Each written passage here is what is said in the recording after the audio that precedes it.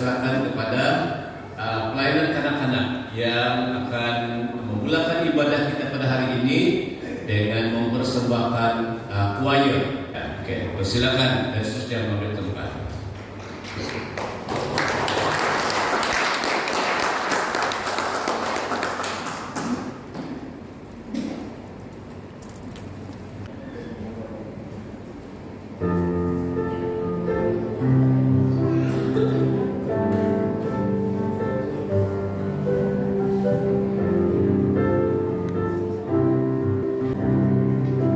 Tuhan yang terkuat, era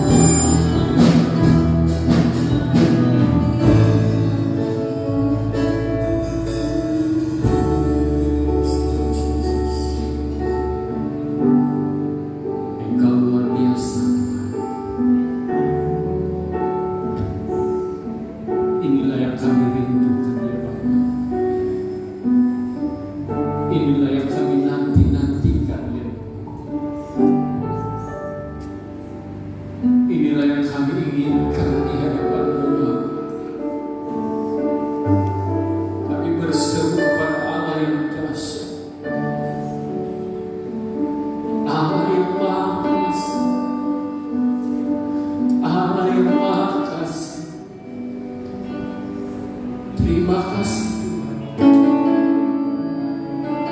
Haleluya Jesus. Terima kasih.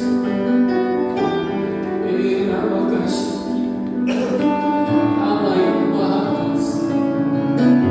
Berkali Tuhan, berkali layak, berkali Roh Kudus, berkali Tuhan. Oh Jesus, haleluya Tuhan, kami berserah padamu, kami bersyukur Tuhan. Oh haleluya Jesus, yes Lord, yes Lord, kami tidak akan tahan suara kami ya Allah. Kami tidak akan tahan kehidupan kami Tuhan. Memuliakan Engkau, meninggikan Engkau Tuhan. Kehidupan kami ya Allah. Oh Jesus Lord, haleluya.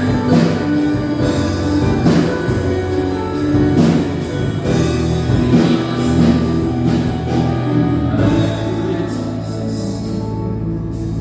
Kami tidak akan tahan-tahan hati kami ya Bapa. Kami tidak akan tahan-tahan kerinduan kami kepada-Mu ya Bapa. Kami tidak mau melepaskan momen ini ya Tuhan. Kami tidak mau ada satu pun di antara kami yang ketinggalan ya Bapa. Terima kasih Tuhan. Terima kasih Tuhan. Bapa, berbicaralah kepada kami. Berkata-katalah kepada kami ya Bapa, karena ini juga merupakan kerinduan kami. Berbicaralah kepada kami pribadi lepas pribadi. Kami tahu Roh Kudus Engkau ada di sini. Engkau sedang meneliti dan sedang berbicara kepada jiwa-jiwa yang sudah datang, sehingga setiap persoalan kami terjawab. Dan inilah waktunya Tuhan Engkau memberikan jawaban. Terima kasih Tuhan. Kami dedikasikan seluruh ruang waktu yang ada pada kami ya Bapa. Kami dedikasikan seluruh apa yang ada pada kami untuk mendengarkan Engkau berbicara.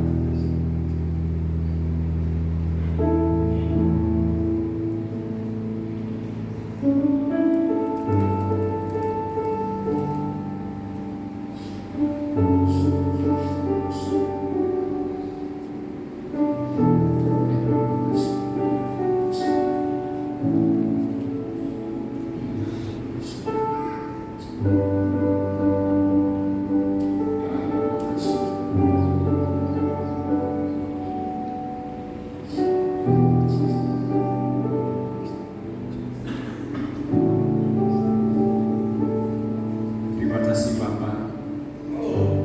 Kami mengucap syukur dan menyerahkan waktu kami mendengarkan firman-Mu. Hamba-Mu tidak lebih daripada hamba-hamba-Mu yang lain. Hamba cuma merupakan alat untuk menyampaikan kehendak-Mu buat jemaat-Mu. Terima kasih Tuhan, karena hanya di dalam nama-Mu kami sudah berdoa dan mengucap syukur.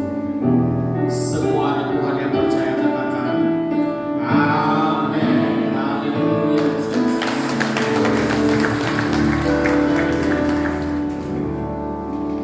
Terima kasih kepada semua yang terlibat dalam pelayanan. Puji Tuhan.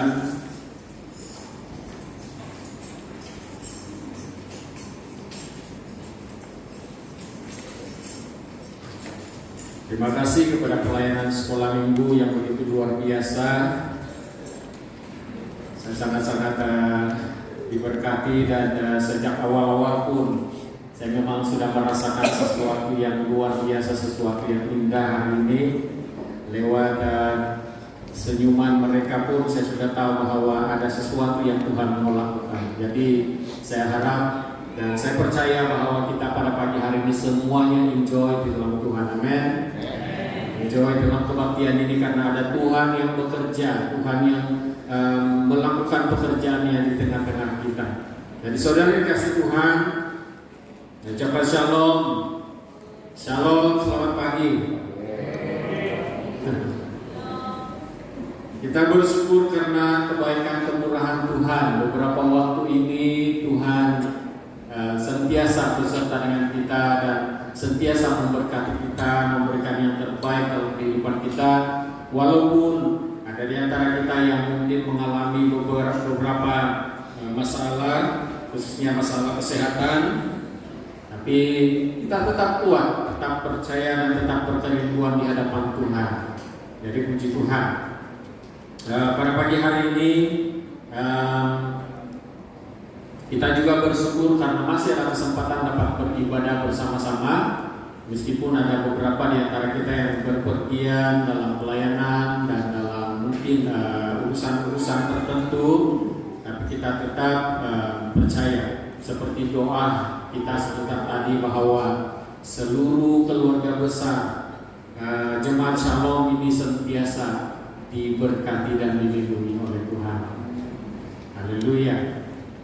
Jadi kita percaya bahwa adanya kita pada hari ini ada tujuan Tuhan untuk memberikan kita hidup pada hari ini, yaitu Dia memberikan ataupun pasti tujuan Tuhan bagi kita itu adalah yang terbaik, ataupun memberi yang terbaik, memberikan firman Tuhan, memberikan berkat-berkat rohani yang terbaik yang Tuhan sudah siapkan untuk kita.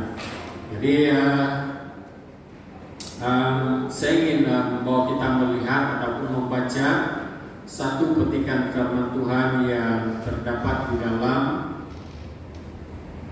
kitab Injil Matius pasal 18 ayat yang ke-19 sampai ayat yang ke-22. Ayat ini kita boleh baca itu dari ayat yang ke-15. Saya akan baca dari ayat yang ke-15.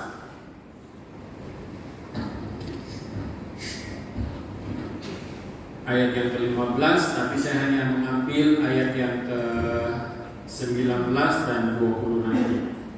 Matius 18 ayat yang ke-15, tulisan pekat hitam di atas tentang menasihati sesama saudara.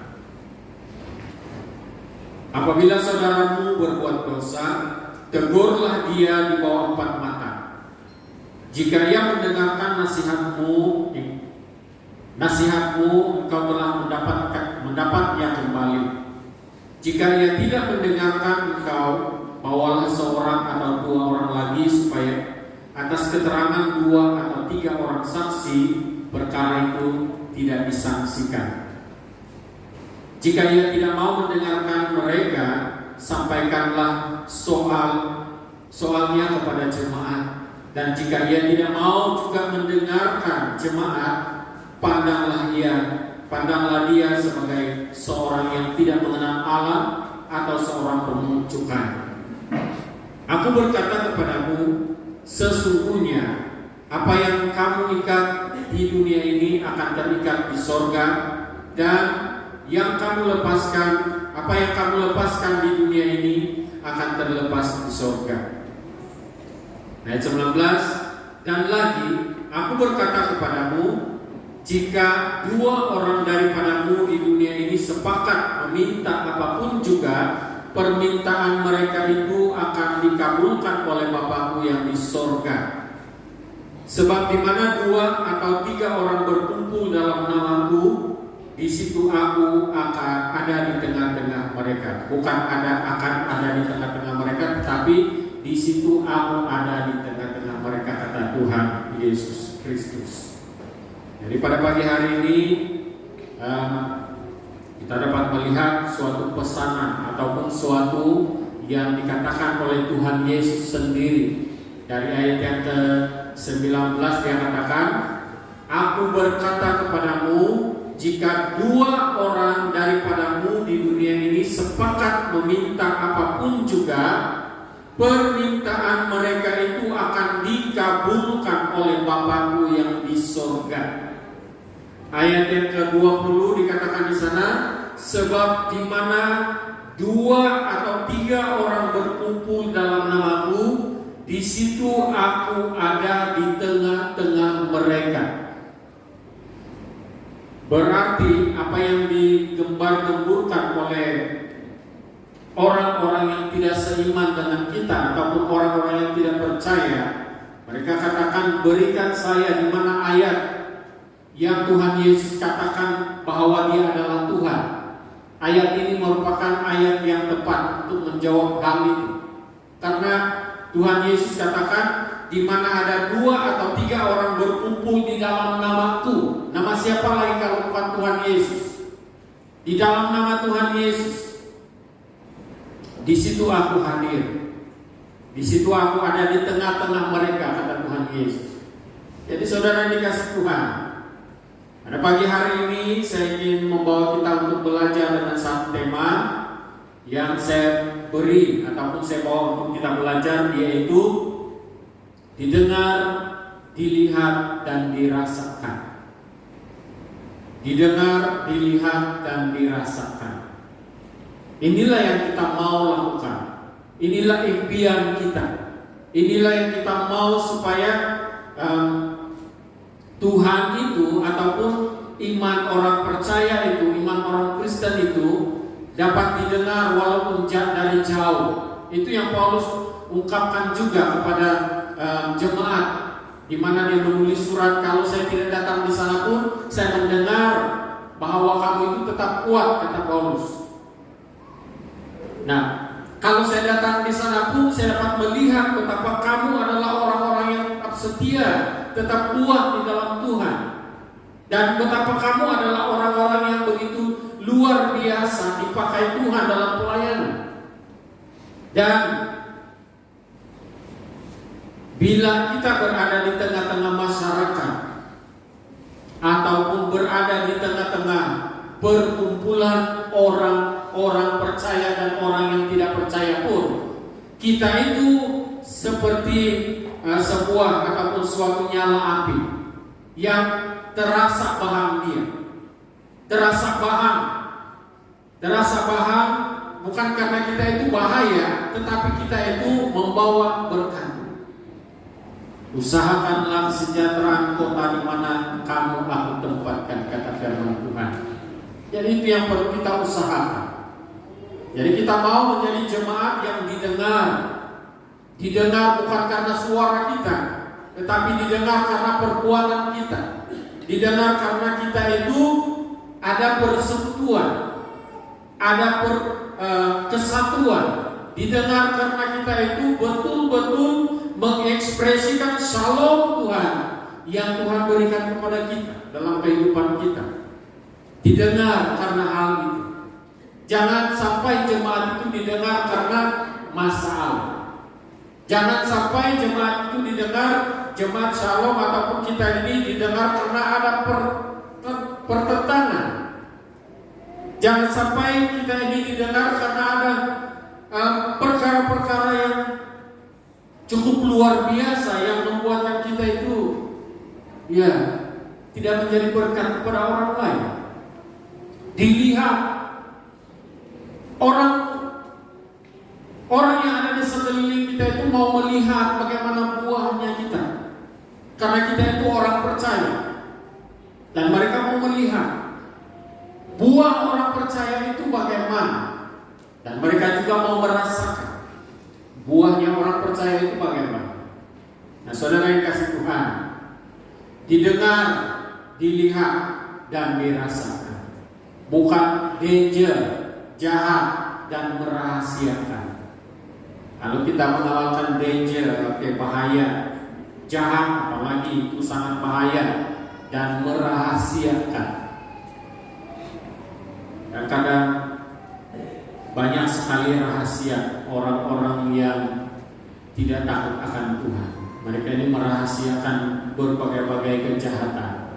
Rahasiakan kejahatan dalam hati itu lagi bahaya, karena kita itu suka diramal bagaimana bentuk muka bumi dalam hatimu.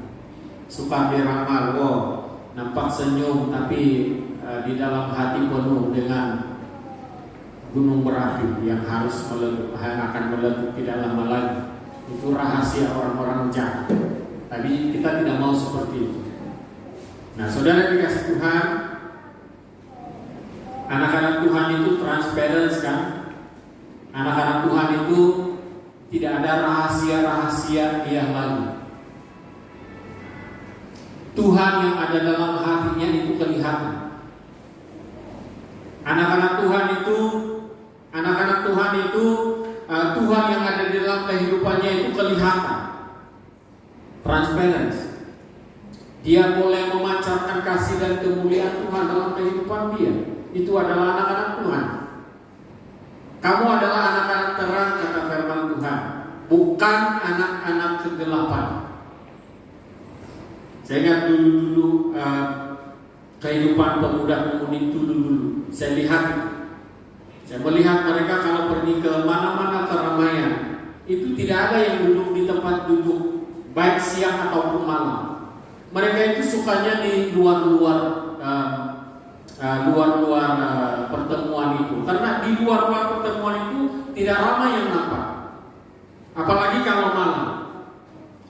Orang buat kenduri kawin itu mereka dirikan tenda, dan dalam tenda itu ada cahaya yang cukup terang untuk mereka dapat sesama bergaul, makan-makan, minum-minum dan sebagainya, makan-makan di antara satu sama lain. Tapi orang-orang pemuda-pemudi ini mereka sukanya di luar, di tempat yang gelap-gelap. Apa tujuan? Tujuannya supaya tidak dilihat. Jadi kalau tidak mau karena lihat, bagus jangan pergi, kan? Tapi ini mau pergi juga, tapi tidak mau kelihatan, tidak mau kenampakan. Jadi apalah guna, apalah artinya? Di luar itu kena gigit nyamuk, kena hujan, sanggup berhujan lagi di luar. Itu kehidupan yang dulu. Jadi saudara dikasih Tuhan, kita tidak mau jadi sama seperti itu. Kita ini adalah anak-anak terang, maka perlu transparansi. Mari kita baca satu petikan firman Tuhan dalam Injil Yohanes 12 ayat 36. Percayalah kepada terang itu selama terang itu ada padamu, supaya kamu menjadi anak-anak terang. Saya bacakan lagi dalam Efesus pasal yang kelima ayat yang ke-8. Memang dahulu kamu adalah kegelapan, tetapi sekarang kamu adalah terang di dalam Tuhan. Sebab itu hiduplah sebagai anak-anak terang. Nah, ini semua adalah firman Tuhan yang membicarakan tentang kita itu adalah anak-anak terang. 1 Tesalonika pasal yang kelima ayat yang kelima. Karena kamu semua adalah anak-anak terang dan anak-anak siang, kita bukanlah orang-orang malam atau orang-orang kegelapan. Ini semua firman Tuhan yang berbicara tentang siapa diri kita sebagai orang yang sudah ada di dalam Kristus. 1 Yohanes 1 ayat 7. Tetapi jika kita hidup di dalam terang sama seperti Dia ada di dalam terang, maka kita beroleh persekutuan seorang dengan yang lain, dan darah Yesus anaknya itu menyucikan kita daripada segala dosa. Sekali lagi saya baca ayat ini. Tetapi jika kita hidup di dalam terang sama seperti Dia yang Dia adalah ada di dalam terang, maka kita beroleh persekutuan. Perhatikan ayat ini. Kita beroleh persekutuan seorang dengan yang lain. Seorang dengan yang lain. Persekutuan seorang dengan yang lain, dan darah Yesus anaknya itu menyucikan kita daripada segala dosa. Jelas firman Tuhan ini? Jelas kan? Ya, memang jelas, sangat jelas. Firman Tuhan ini sangat jelas. Dan memang firman Tuhan itu adalah firman yang jelas, bukan firman yang tersembunyi, tetapi jelas. Yang kurang jelasnya itu adalah pengertianmu, pengertian saya dan saudara, yang masih kurang jelas karena tertutup oleh segala macam bentuk kemanusiaan, kedagingan, hawa nafsu dan dosa dan sebagainya. Itu yang membuatkan firman Tuhan itu kurang jelas bagi kita. Tetapi firman Tuhan sebenarnya sangat-sangat jelas. Tidak ada yang terselingkuh, tidak ada yang berselingkuh. Firman Tuhan itu sangat jelas. Jadi saudara dikasih Tuhan, mari kita istiharkan dan senantiasa istiharkan di hadapan Tuhan bahwa kita itu adalah anak-anak terang. Jangan berikan kesempatan dalam dirimu menjadi anak-anak yang tidak jelas, kurang jelas. Aku anak Tuhan. Ada satu lagu yang senantiasa dinyanyikan oleh sekolah minggu. Aku anak Tuhan, engkau anak Tuhan, kita semua anak Tuhan. Dan lagi, aku anak raja, engkau anak raja, kita semua anak raja, bukan anak gajah. Hah? Ada yang anak gajah kan? Anak raja. Aku anak raja, engkau anak gajah. Dia tunjuk ngam-ngam. Jangan. Kita semua anak raja. Raja di atas segala raja. Ketika dalam pujian tadi, wah, sesuatu yang meledak dalam hati saya rasa meledak dalam hati saya karena saya merasa begitu luar biasa. Mengatakan bahwa Yesus adalah Raja, Yesus adalah Tuhan, Tuhan Yesus adalah Allah, Raja di atas segala raja. Itu saya rasa macam dunia itu sangat-sangat kecil di bawah telapak kaki saya bila saya memuji Tuhan. Raja di atas segala raja, aku adalah anak raja, bukan anak gajah. Kita adalah anak raja di atas segala raja, Tuhan di atas segala Tuhan. Jadi yang berfirman dengan firman yang jelas, dia mengatakan kepada kita bahwa kita adalah anak-anak terang. Tuhan Yesus mengatakan sendiri bahwa engkau adalah anak raja. Kita adalah anak-anak terang, bukan seperti bukan lagi anak-anak yang berada di dalam kegelapan, tetapi anak-anak terang. Mari kita baca satu lagi petikan firman Tuhan di dalam Filipi pasal 2 ayat yang ke-15. Supaya kamu tiada beraib dan tiada bernoda sebagai anak-anak Allah yang tidak bercela di tengah-tengah angkatan yang bengkok hatinya dan yang sesat ini, sehingga kamu bercahaya di antara mereka seperti bintang-bintang di dunia, bukan seperti binatang-binatang di dunia. Ada seorang penetua yang membawa ayat ini, menyampaikan ayat ini. Dia katakan seperti binatang-binatang di dunia. Kau satu orang sajalah itu penetua. Saya bilang dalam hati, saya tidak mau jadi seperti binatang-binatang dalam dunia. Baru semangat dia membaca. Dia katakan dia begitu berapi-api dalam dia punya penyampaian. Lalu dia bilang seperti binatang-binatang di dunia. Sempat juga mengatakan dalam hatilah kau satu orang sajalah penetua mencari Tuhan. Jadi bukan penetua di sini ya, di sini tiada. Jadi semua penetua dia bagus. Seperti bintang-bintang di dunia, seperti kalau kami dalam bahasa kami itu rembituan. Kalau bahasa Undaya gituan. Oke, puji Tuhan, nama istri saya. Haleluya. Seperti bintang di dunia yang bersinar, bukan bintang yang malam, bukan bintang yang tiada cahaya. Ada bintang yang tiada cahaya.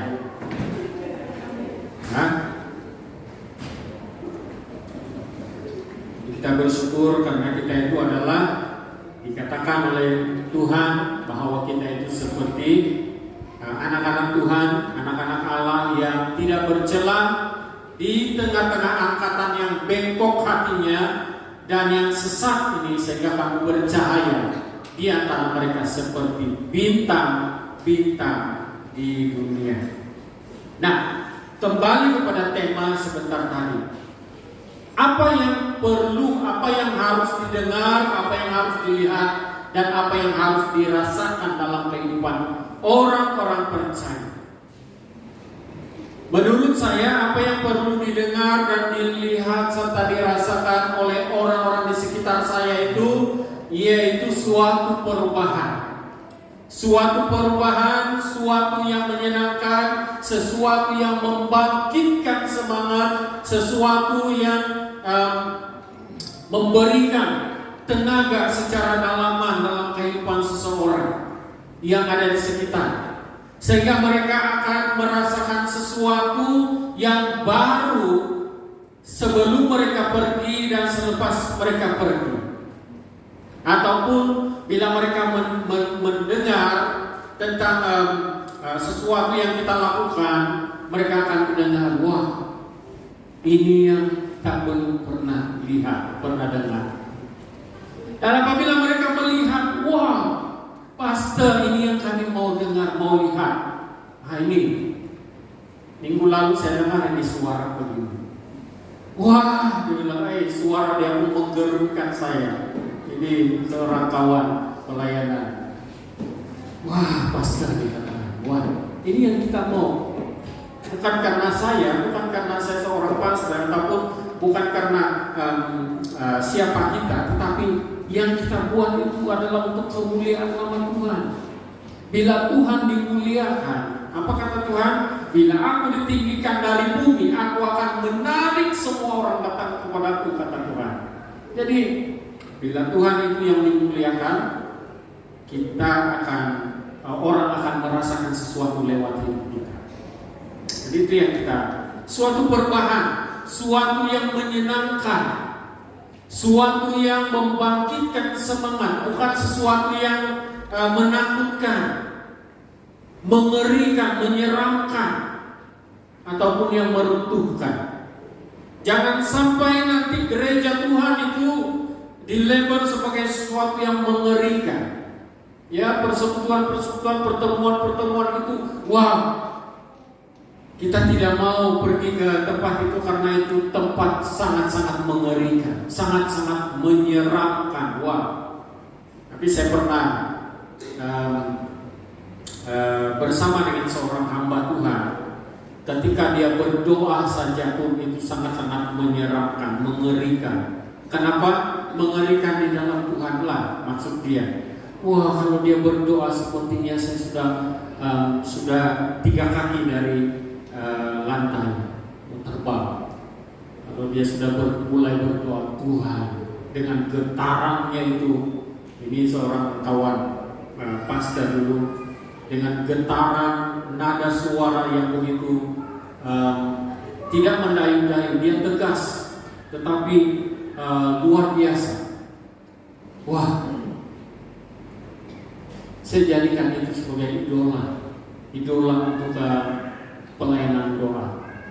Pada waktu itu saya masih takut-takut berdoa, tapi bila saya mendengar dia berdoa, ya, wah, ini yang saya mau lihat, ini yang saya mau rasakan, ini yang saya mau contohi. Nah, itulah yang dimaksudkan di sini.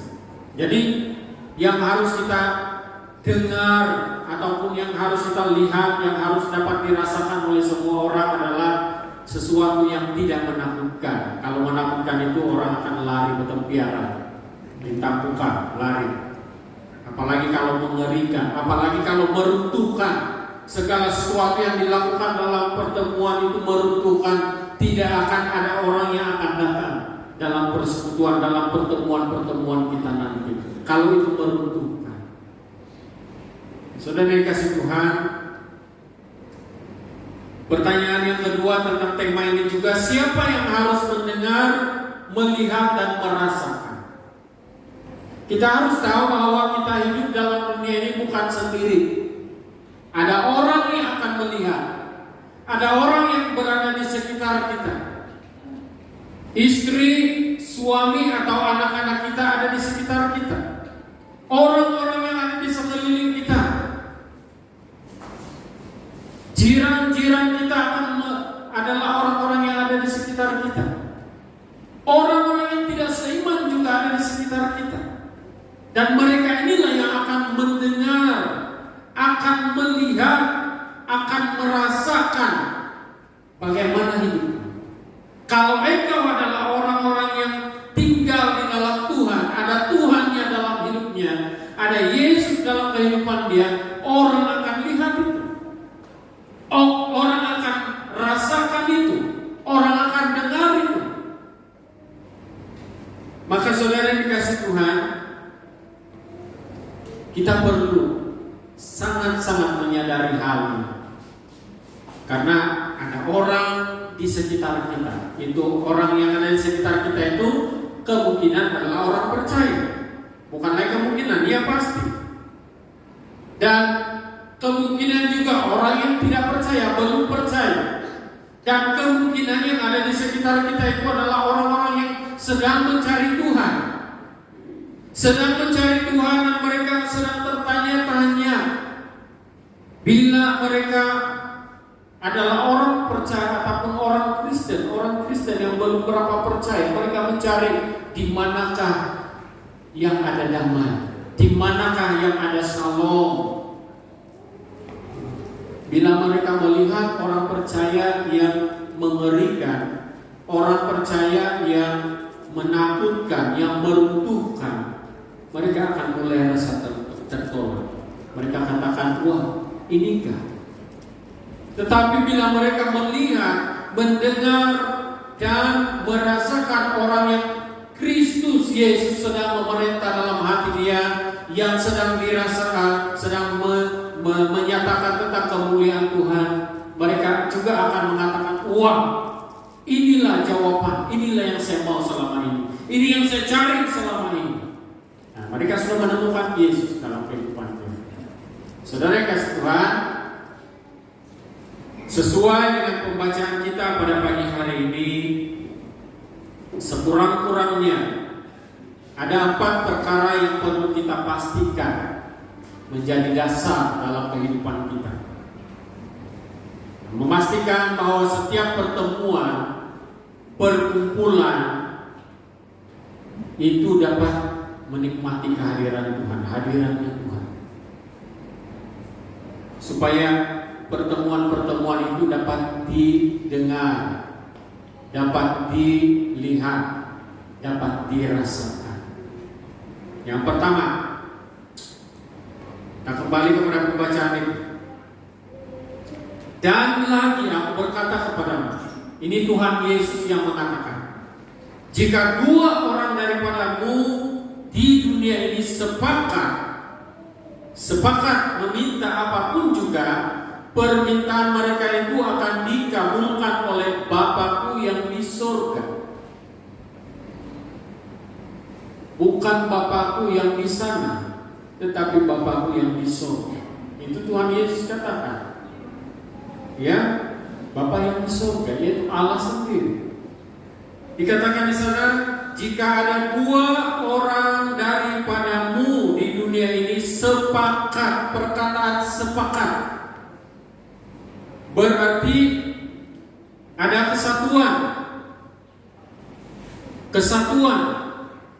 ada kesatuan untuk melakukan, ada kesatuan untuk melayani, ada kesatuan untuk berdoa, sepakat untuk berdoa, sepakat untuk melayani, sepakat untuk meninggikan nama Tuhan Yesus Kristus.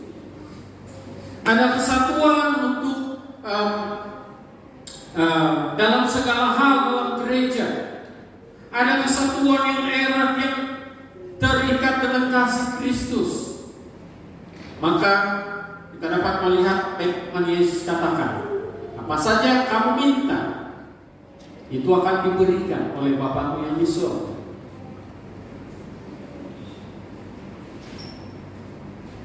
Kita ingat fungsi kita semua sebagai tubuh Kristus itu tidak sama. ada yang berfungsi sebagai tangan, ada yang berfungsi sebagai kaki, ada yang berfungsi sebagai jari, ada yang berfungsi sebagai mulut dan sebagainya. Tetapi perlu kita sadar bahwa bila kita punya fungsi ini, ataupun bila kita punya fungsi yang berbeda ini, kita sadari bahwa satu tubuh, kita adalah satu tubuh, maka itulah yang kita dapat lihat sesuatu yang luar biasa dalam gereja. Dalam Roma 12 ayat yang kelima, demikian juga kita walaupun banyak adalah satu tubuh di dalam Kristus, tetapi kita masing-masing adalah anggota yang seorang terhadap yang lain.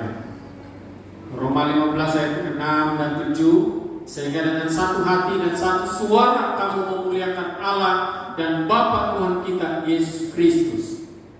Sebab itu terimalah satu akan yang lain, sama seperti Kristus juga telah menerima kita untuk kemuliaan Tuhan, kemuliaan Allah.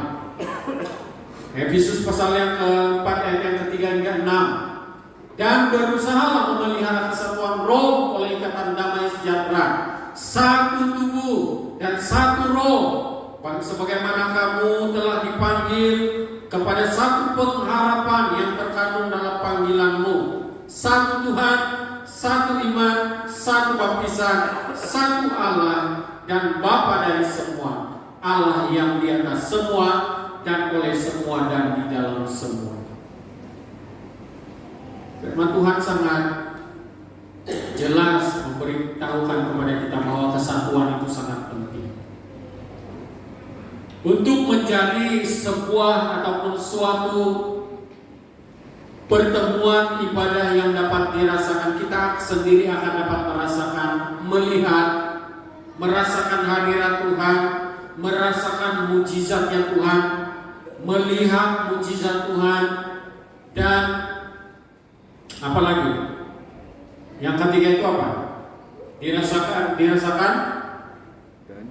dinikmati, menikmati hadiratnya Tuhan, enjoy ya dalam hadirat Tuhan. Macam tadi kita waktu dalam ujian penyembahan, luar biasa. Satu hal yang saya kongsikan kepada jemaat ataupun pemuda-pemudi desa di kawasan baru-baru ini, dan saya kongsikan kepada para pemimpin yang lain, dimana kalau dulu beberapa kali saya pernah menghadapi situasi ini, dimana ketika gereja itu menetapkan, khotbah kita kali ini kita order dari Sabra, kita minta supaya dia datang, kita order khotbah besar. Dia katakan, bila sudah order khotbah besar, last minute, 1 minggu sebelum, mereka tidak bagi tahu pun yang dia katakan, pastor sedia, kalau tidak jadi ini, pastor ambil alih. Tidak, 1 minggu sebelum kebaktian itu, yang karena order tidak sampai. Lalu dia katakan, tidak apalah, kita minta pastor lah buat khotbah. Dia katakan 1 minggu. Sempat saya kecewa. Saya katakan kepada diri saya, iyalah, tidak apa-apalah, inilah orang-orang kampung saja, tidak terpandang oleh siapa saya ini. Saya ini yang last yang bila tiada rotan, tiada rotan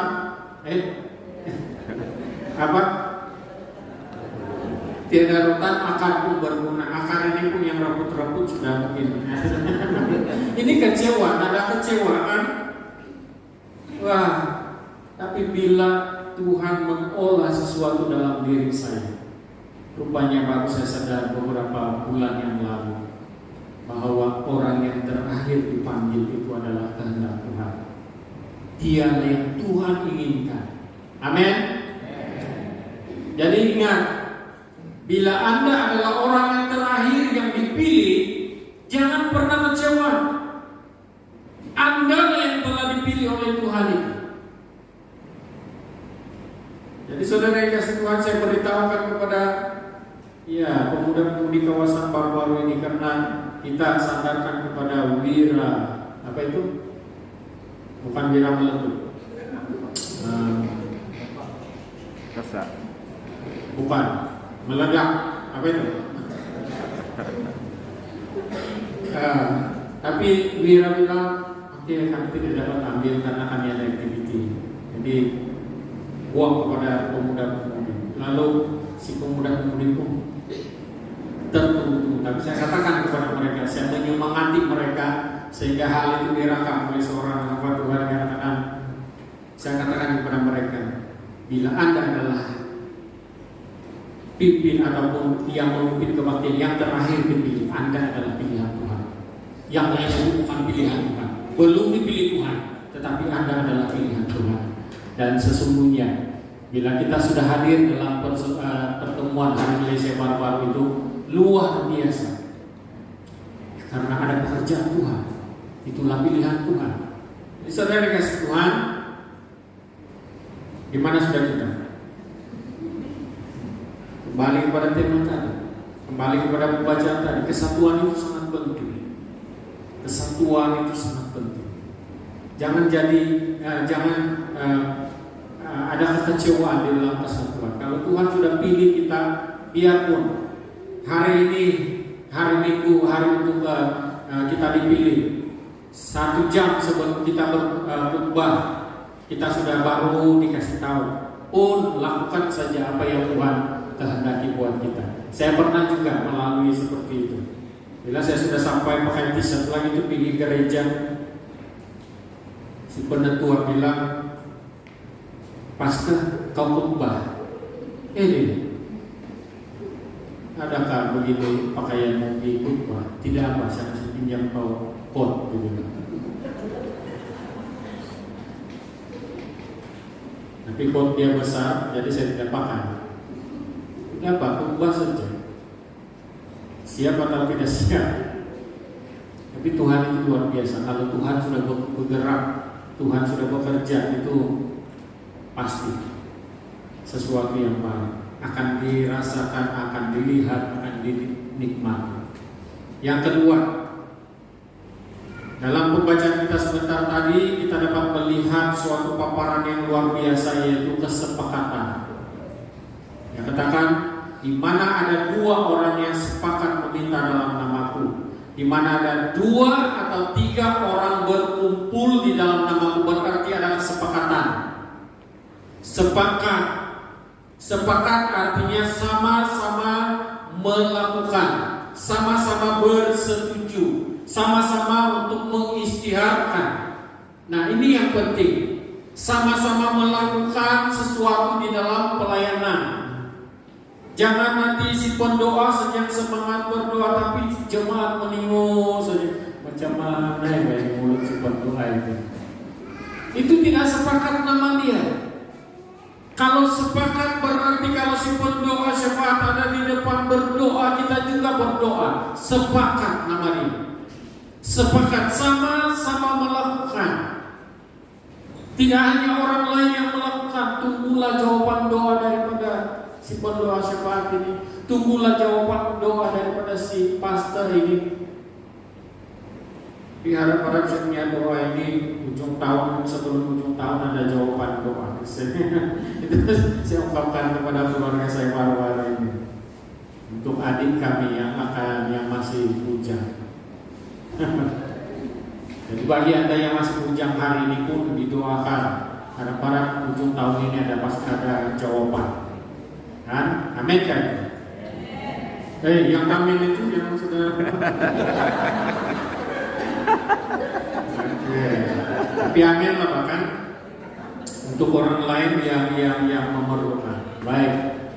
Sama-sama mengisytiharkan, itu berarti sepakat.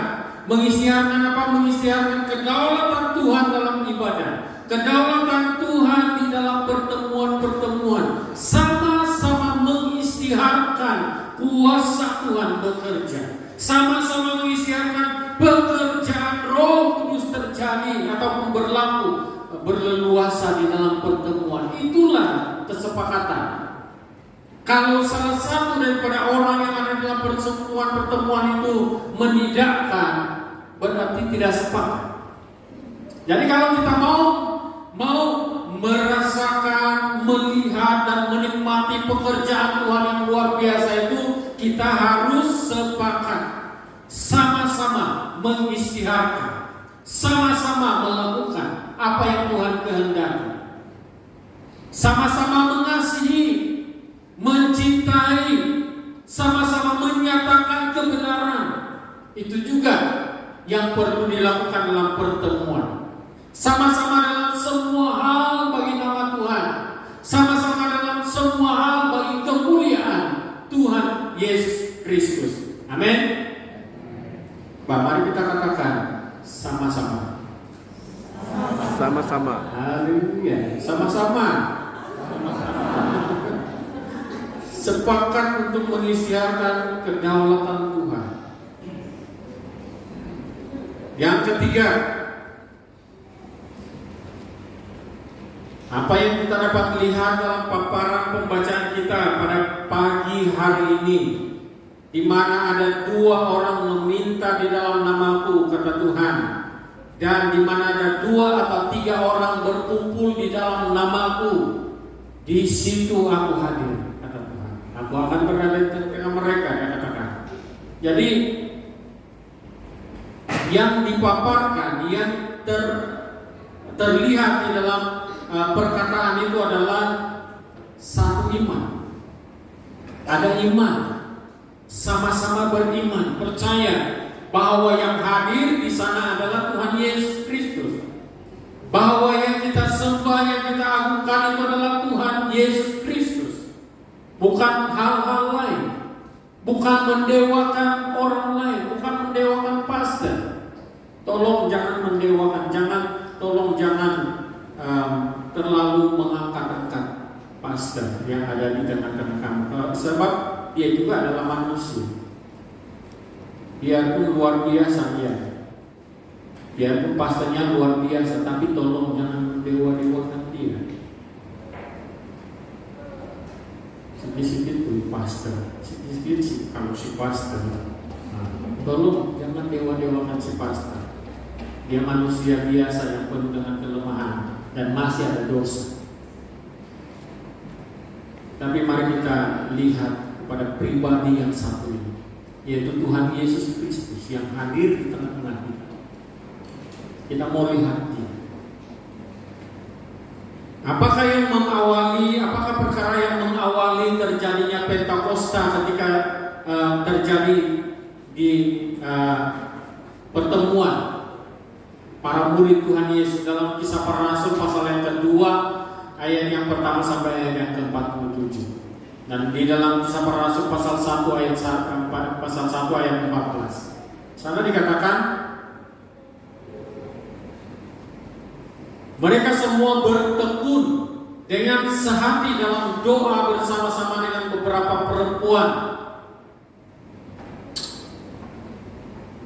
Saya bacakan lagi, mereka semua bertekun dengan sehati dalam doa bersama-sama dengan beberapa perempuan serta Maria ibu Yesus dan dengan saudara-saudara Yesus. Apa yang saya mau kita renungkan di sana adalah mereka semua bertekun dengan sehati dalam doa bersama-sama. Kepada siapakah ketekunan itu, kepada siapakah kesehatian itu, kepada siapakah doa yang mereka ucapkan atau mengungkapkan itu? Kepada Tuhan Yesus, Allah yang baik, Allah yang setia, Allah yang memberkati. Jadi mereka punya iman yang sama. Itulah yang mengawali ketika Pentakosta terjadi. Satu iman. Mereka punya iman sama, bukan berbeda-beda. Karena kalau berbeda-beda, mereka punya iman itu, mereka tidak akan terjadi Pentakosta.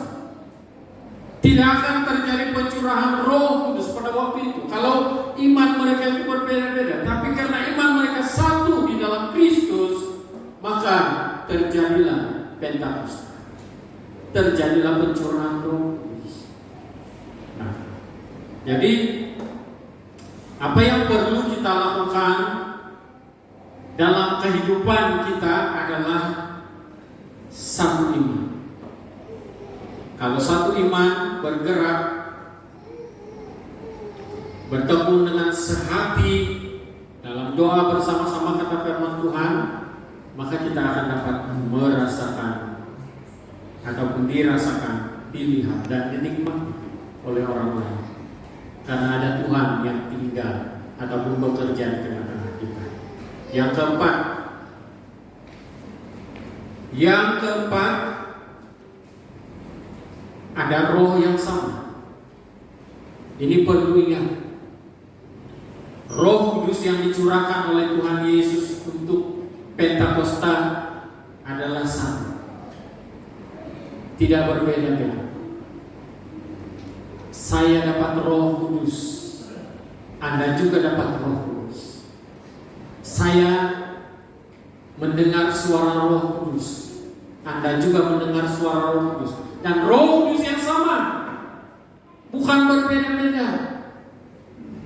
Roh Kudus di dalam Esa Bahagia ini tidak berbeda dengan Roh Kudus yang ada di Korea. Sama. Itu adalah Roh Kudus yang satu yang Tuhan berikan kepada kita. Tidak ada Roh Kudus yang banyak. Walaupun pada waktu pencurahan Roh ketika Pentakosta itu terlihatlah lidah-lidah api, kata firman Tuhan. Lidah-lidah seperti api yang hinggap ke setiap orang yang ada di situ. Dan ketika lidah api itu hinggap pada mereka, mereka berbicara dalam bahasa asing. Dan mereka berbicara bahasa asing, berdoa dan sebagainya. Tetapi roh itu adalah satu, sama, tidak berbeda. Jadi kalau ada roh yang lain yang menyusup masuk di dalam pertemuan-pertemuan ibadah, roh yang tidak serasi, itu hati-hati. Karena roh itu bukan dari Tuhan. Yang roh tidak serasi itu bukan dari Tuhan.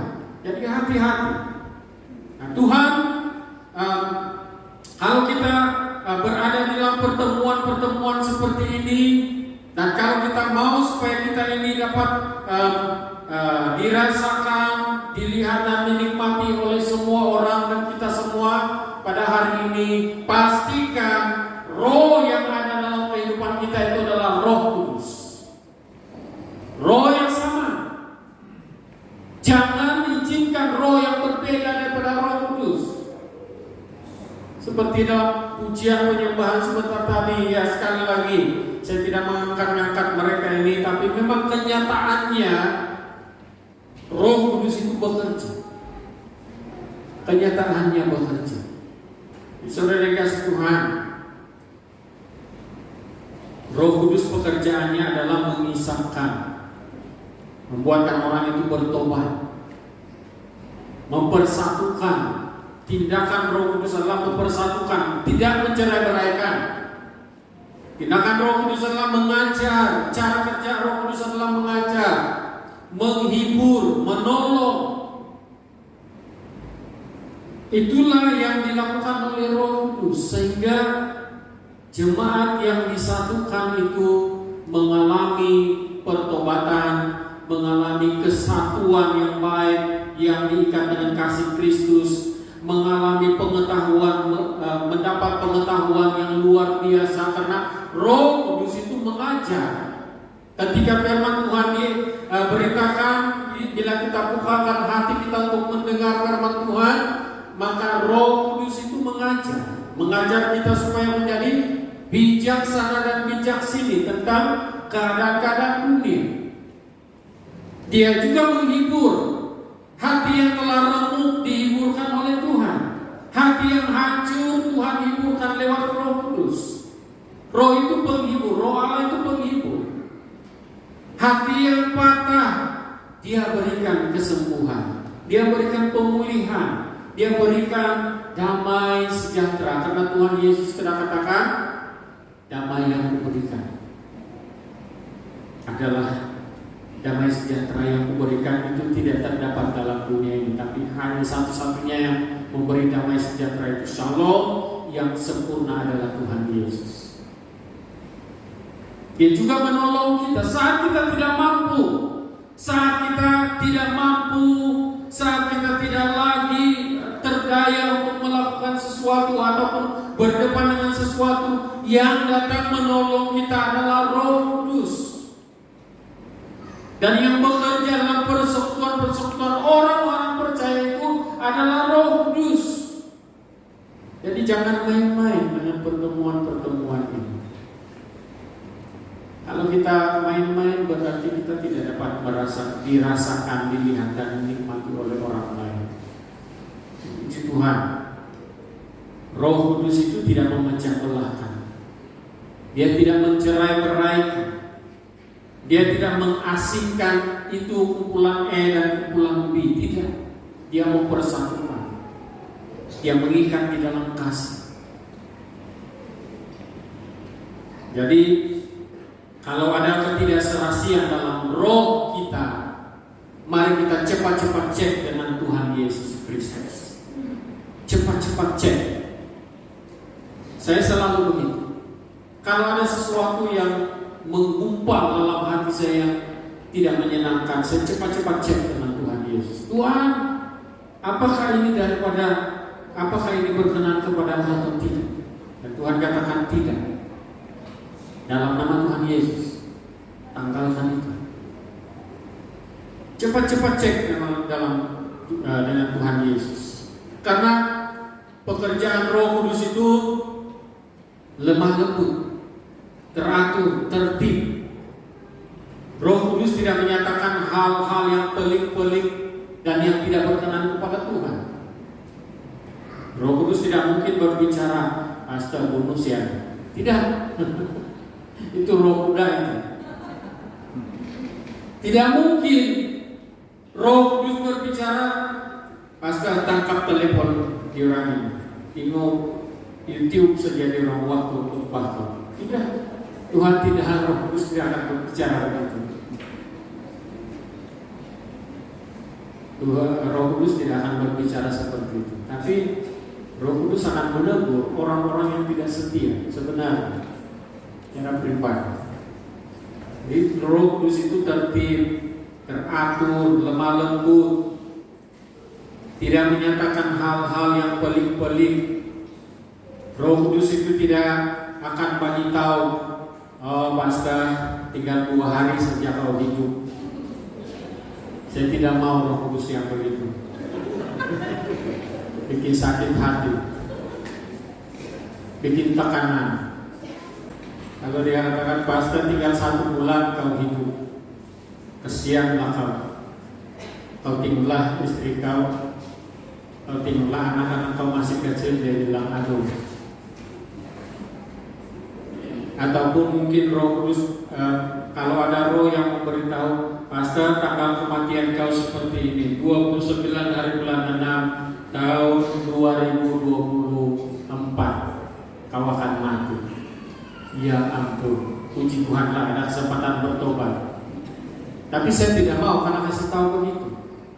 Karena Tuhan Yesus sudah katakan, kedatangan Tuhan ke dalam hidupmu itu tidak dapat diketahui oleh siapapun.